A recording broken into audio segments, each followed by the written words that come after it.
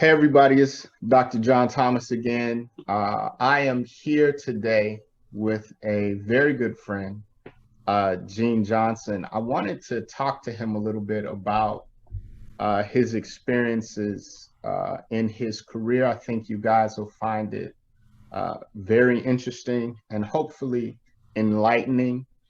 I try and talk a little bit about resilience and what that means for us in our lives. And today we're going to talk about that and probably a few things that stand in the way. So, Gene, why don't you start by telling everybody a little bit about yourself? Um, so my name is Gene. I am currently a registered nurse. I work in surgery. I've been doing this for about 4 years. Um, Besides that, uh, I'm back in school.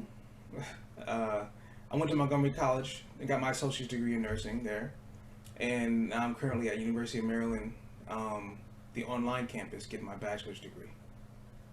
Now, have you seen burnout in your coworkers? Um, yes, I have. Um, I've seen it within myself. I've seen it within my coworkers.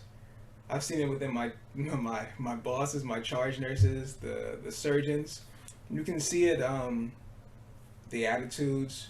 It's not very often. We have very good poker faces at work, so it's not very often that you can see, you know, that someone is anxious about doing a case with a coronavirus patient, or just tired in general. Because one thing that you will notice is that in my particular hospital, we well no over in the state of Maryland, they passed this rule where you couldn't do elective surgeries for a long time.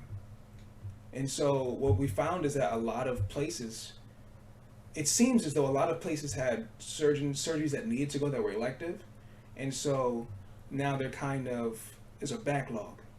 And so there are certain days where you're working and I come into work and there's like a ton of extra surgeries, and I'm like, I can't remember if this was like this before the virus or is it because of the virus. Mm-hmm. It's hard to remember what it was like before. Wow. That's a huge statement. I think we're depending on when you start the count, maybe 7, 8 months into this thing, Yeah. not being able to remember a time when it wasn't this way. Uh, that's a big statement. Um, you mentioned one of the things about what burnout looks like in your coworkers.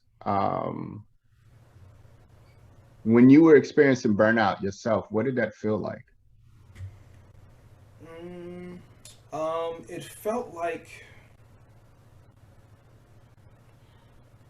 honestly, it felt like I needed a vacation. That's what it felt like. I felt like stress manifests in people differently, but it felt like there was like this knot in my chest, and I couldn't quite place you know, where it was coming from. Because this pandemic causes stressors in the house, in work, just in your thought process, and so that's kind of what it felt like. I'm tired more.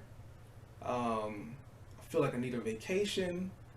You find yourself kind of your thought process kind of changes. The way you react to things changes. Well, like certain things will annoy you that wouldn't before, or you take things personally a lot more often. You know, Hmm. and it might just be the same event. It might be the same event you've experienced before, but because of the extra stressor, you react differently. It's pretty much the same.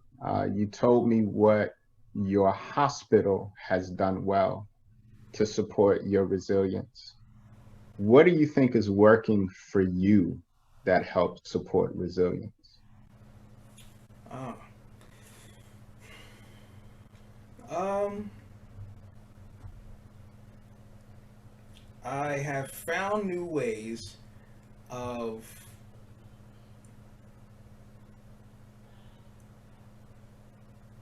dealing with kind of my stress. You know, I found new ways. Like so I've been running, and I was okay with running, but I wasn't very good at it.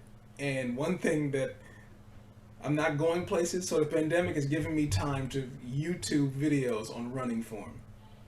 And after that, it's just kind of I've been taking off. Like I've got like a group that I run with, you know, which is very crucial to my mental health. Um, I got a therapist during the pandemic, which has been uh, which has been great. We got two therapists actually, one for my marriage, which is affected by the virus, and one for me and my own health, which is affected by the virus. So between exercising, um, talking to somebody about what's going on in my life, um, spending more time with the wife, which is a plus side of the virus, which a lot of people don't say the plus side of the virus, but you know we both home, so new movies, new shows, working out together, stuff like that. And before we go today, I want to say something about that thing that I do for my own resilience. You already, of course, know what it is. Mm-hmm. Uh, I love martial arts. Um, Now, martial arts and the coronavirus don't get along very well. And I have had to learn how to, for me to be able to do what I need to do, I had to make a big adjustment. So I had to learn how to take that platform and put it online. Uh, it's not the same thing, No.